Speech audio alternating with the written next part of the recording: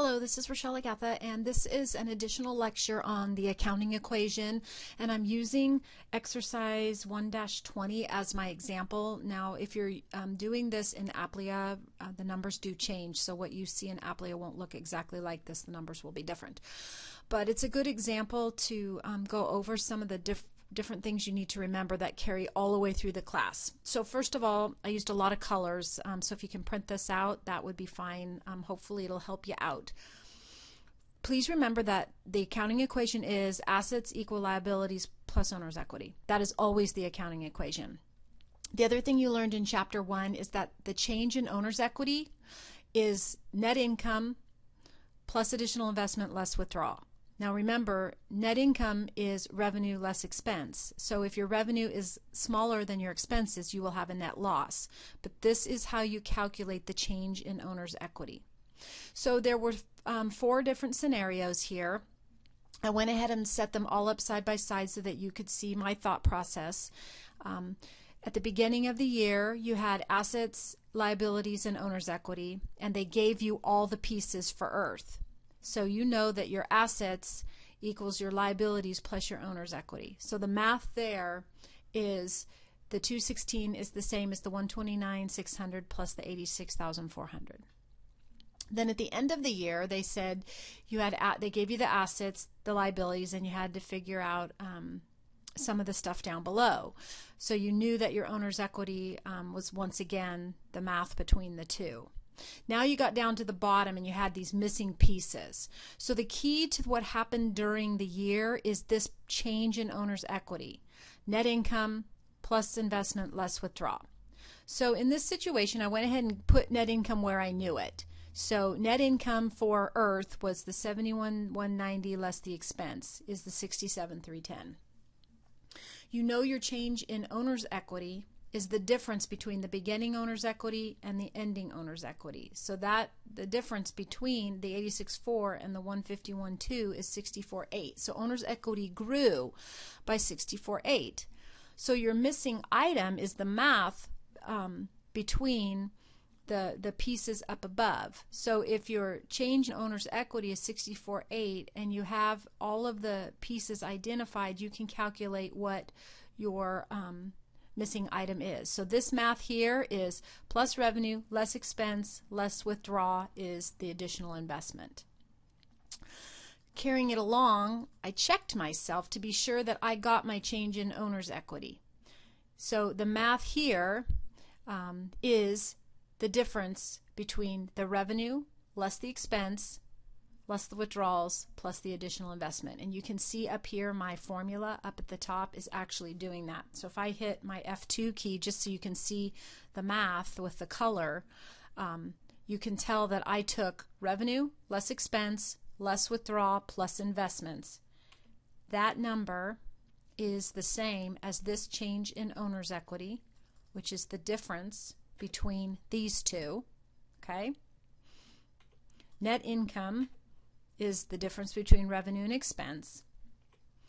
Okay, so let's do the next one over and see if it becomes more clear to you. So up here they gave you all of this information.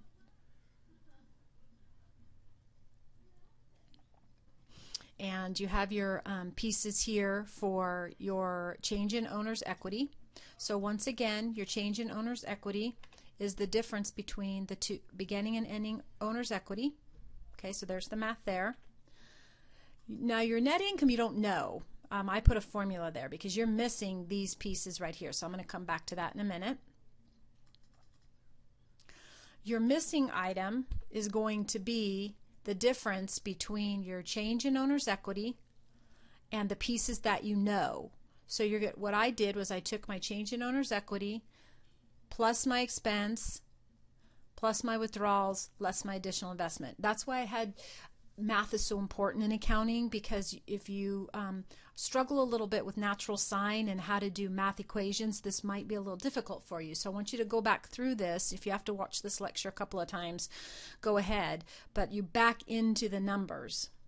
Coming down below to prove myself out, here is my revenue less my expenses, my net income, less my withdrawals, plus my additional investment. So these numbers are the same. My change in equity is the same.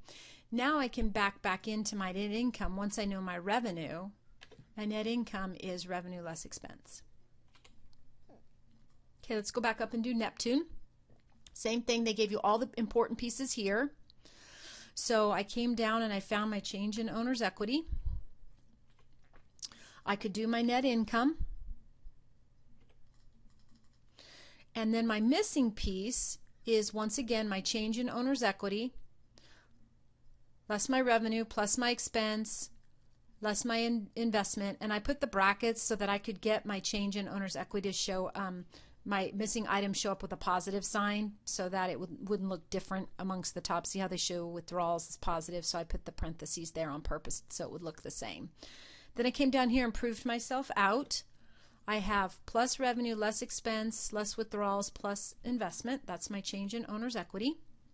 Okay, the last one, had a couple emails on this one.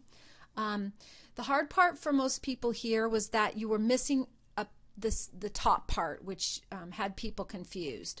So let's start it from the bottom. You knew what your change in owner's equity was because you have your pieces here. Okay, so your net income is revenue less expense, and then your change in owner's equity is the difference between the same formula here. Let me click on it again. Oops, sorry about that. Let me go back up here. Okay, it's the difference between your changes of all your pieces. So we can come down here and actually calculate it. My change in owner's equity is revenue less expense, less withdrawals, plus additional investment. So there's my minus $36,000. So I just put that right there so I could back in to my pieces. So I have all the pieces. I just need to back into my assets. So I came over here and I did it off to the side for you.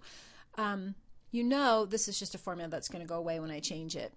You know that the beginning owner's equity is the ending owner's equity less the change. So your change was a negative, so you actually went down.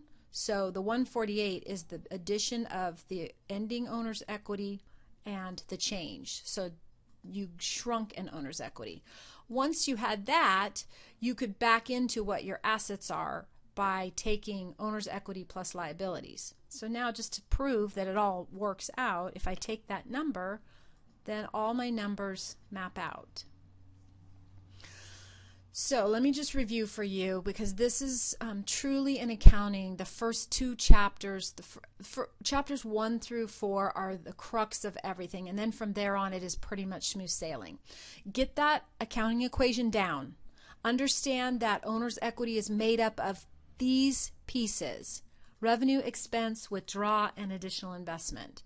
Know that beginning and ending owner's equity will change by the net of these. And think of it as a math equation. I would make flashcards of this. I would make a flashcard for the accounting equation for what makes up the change in owner's equity, and do this problem. Just redo it a couple of times. The other thing I wanted to say is any of the problems in your book that have green X's by them, this exercise 1-21 has a green X, and 19, those all have templates that are linked on Blackboard and on my website, and if you open those problems and attempt them, it'll tell you if they're wrong. So if you need more homework to do, I mentioned this briefly in an earlier email, go ahead and try those, because then it'll tell you if you're wrong, and it's a practice by doing, especially in an online class. So send me an email if you have any questions. I hope this was helpful. Thanks.